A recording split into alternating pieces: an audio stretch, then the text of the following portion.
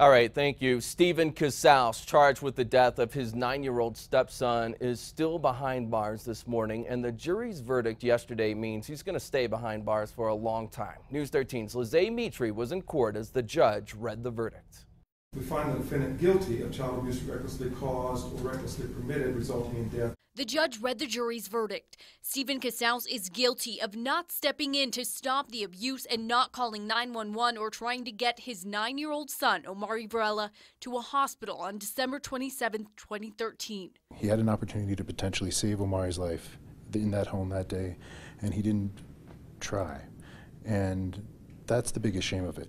Family and friends filled the courtroom emotional as they listened. The prosecutor told News 13 he thought lapel video as police arrived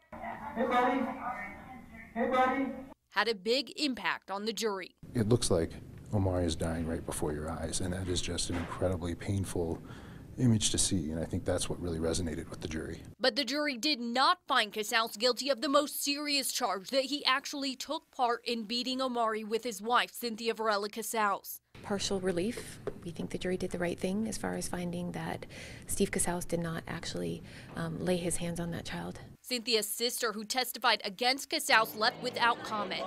No comment. Casals' sister and niece left later. His sister said about the verdict, quote, "It's not as bad if you think about it," unquote. In fact, Casals could have gotten life in prison. His attorney says he faces at least 18 years. The defense said Cynthia's confession to news cameras helped her husband. I was disciplining him and I kicked him the wrong way. It was an accident. And the prosecution agrees. It's hard when someone else has taken responsibility for the crime, like Cynthia has already done, to try to convince them that both of them were really culpable in the death of Omari. Lizzie Mitri, KRQE News 13.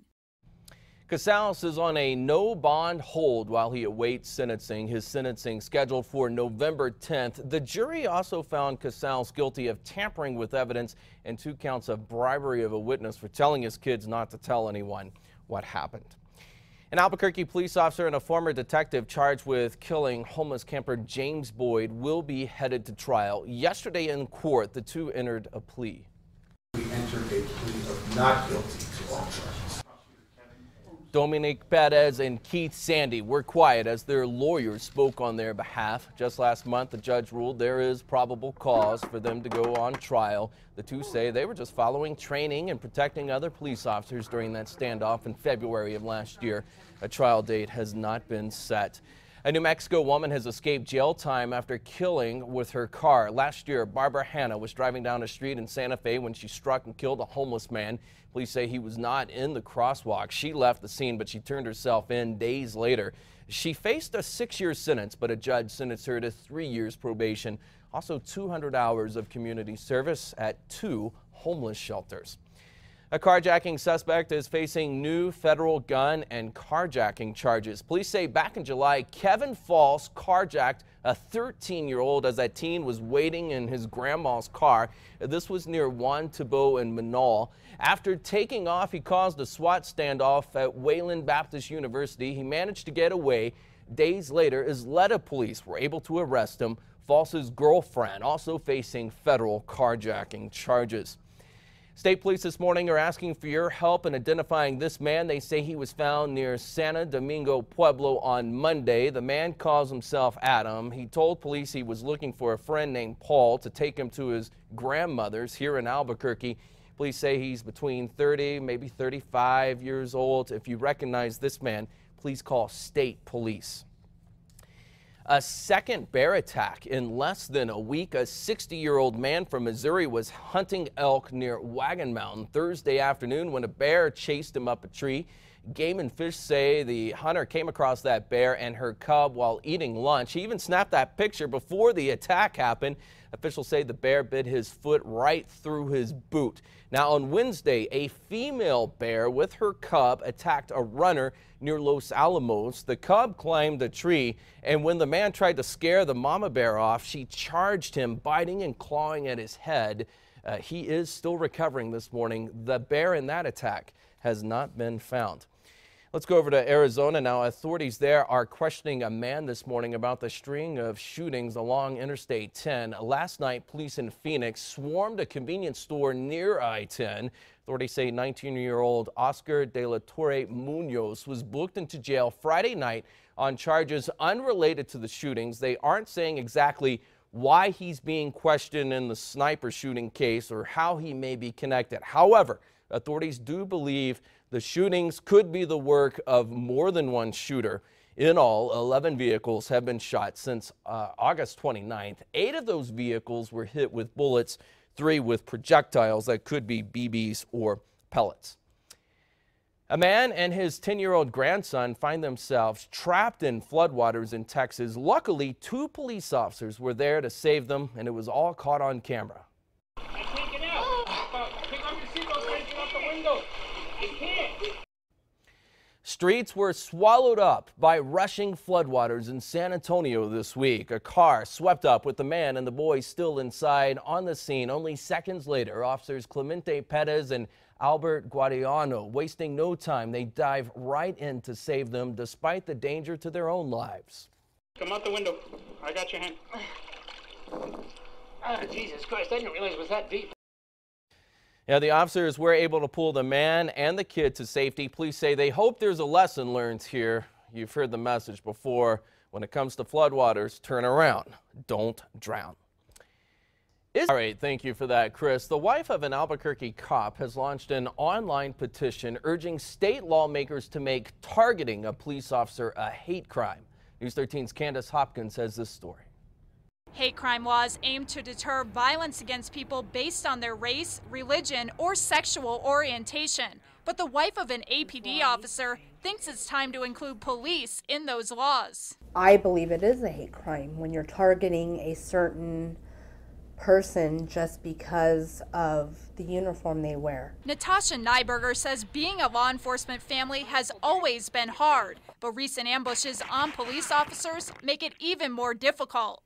Every day. And it breaks my heart when my little girl, who's 6, says, "Goodbye, Daddy, love you, be safe, come home." That's why she wants to see tougher penalties, and she says hate crime laws are the way to do it. So far, about 200 people have signed a petition she started on change.org.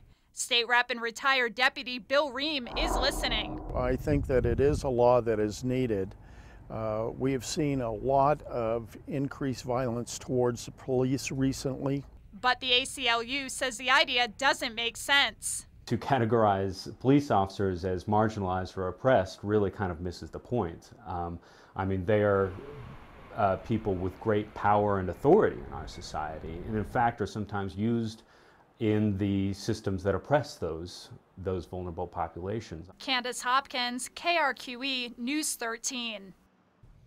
Now, one case that would fit the description, the Christopher Chase shooting spree in Albuquerque a couple years ago. He shot and wounded a few officers because he had something against police. He was killed after a long chase. A woman accused of seriously injuring a Corrales police officer. She is now wanted by authorities. Casey Williams, a no-show for a district court arraignment yesterday. She was supposed to face a judge on car theft charges. This stems from a case back in March when she was found in a stolen car. She also faces charges for breaking into an APD bait car in May. Now, last year, Williams was arrested here at this scene for leading a Corrales officer on a chase. Both crashed. That officer was seriously injured. Charges, however, in that case were dropped. District Attorney Lemuel Martinez is now addressing allegations that he verbally abused one of his former employees. According to a police report, the former administrative assistant says the DA screamed at her, calling her just a bleeping secretary, and she says he even threw a binder at her. In a statement, Martinez calls the allegations improper. He says, quote, "I also firmly believe that when all the information is obtained, there will be no basis to move forward." When a police officer stepped away from his patrol car to chase a well-known criminal, 2 suspects allegedly took it as an opportunity to steal from him. Police say an officer spotted a stolen SUV at a Circle K at Wyoming and Central early Friday morning. They say when he went to confront the driver, 25-year-old Rufus Phelps took off. While the officer was chasing him, 20-year-old Brandon Patino Chavez and 19-year-old Yadir Soloranzo apparently stole a backpack right out of that unlocked patrol car. Not only is it our vehicle, but it's our personal space, it's our office space, and it's a very It's a sense of violation that someone would go into that and take from us as we're trying to keep the Albuquerque safe. Officers were able to catch up with the two and retrieve the bag. Phelps was also taken into custody. Let's go to New York now. Police there releasing video of an officer arresting former tennis player James Blake. It shows Blake at the Manhattan Hotel 2 days ago. A case of mistaken identity. The undercover officer tackles and handcuffs him. 5 minutes passed before officers realized they had the wrong man the whole time. Officials say officers had a picture of a credit card fraud suspect who looks like Blake. NYPD is investigating that incident. The death toll in a crane collapse in Saudi Arabia has reached over 100 and more than 230 are hurt. Now, this is video of the collapse at Mecca's Grand Mosque yesterday. The collapse happened just days before the Muslim pilgrimage to Islam's holiest city. Video that aired on Saudi state television shows the crane's metal boom smashing through what appeared to be the roof of the mosque. At this point, it's not clear what caused that collapse. And this morning, an explosive wildfire is spreading in Northern California, forcing thousands in the town of San Andreas from their homes.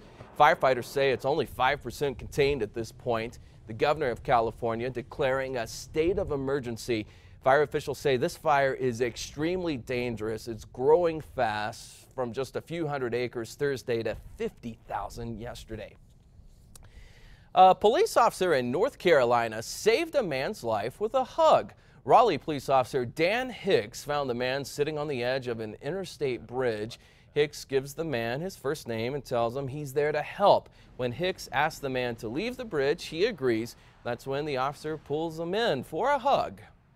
He got a big old Dan Hicks bear hug, whether he wanted it or not. And the other part of it is that he was not going to be given the opportunity to go back over the bridge again. So he got to stand there with me for a second and get that hug. You know, call it tactical, call it compassionate. I think it was probably both. Well, Hicks says the man did get some mental health help after that big old bear hug. It's not every day you can see the sky straight through the ceiling, but this was no ordinary day in Modesto, California. I mean, it sounded so loud, so it must have been traveling pretty fast. Neighbors say it sounded like a bomb went off when a huge piece of ice crashed right through the roof. The ice tore a big hole in the roof. It looked like a garbage bag flying in the air. I looked up at it and it was a big old ball of ice, about bigger than a basketball. And I watched it go down and it went off like a bomb. Luckily, there were no injuries. Nobody is sure exactly where the ice came from, but the family thinks it may be from a jet flying overhead. The woman who survived a shooting that killed a TV reporter and cameraman in Virginia has been released from the hospital, and now her community is celebrating her return. Miss Vicky! Friends and loved ones all came out in the Smith Mountain Lake community to meet Vicki Gardner. She was with reporter from WDBJ, Allison Parker, her photographer Adam Ward. As you know, they were shot and killed by a crazed gunman on the air late last month. Vicki was wounded in the attack. She is now standing strong, ready to move forward. This has always been my happy place to bring my kids, my grandkids, and I'm not going to let that change the way I feel about it. Vicki was released just this past Monday. She says she's grateful for the outpouring of support since that terrible tragedy.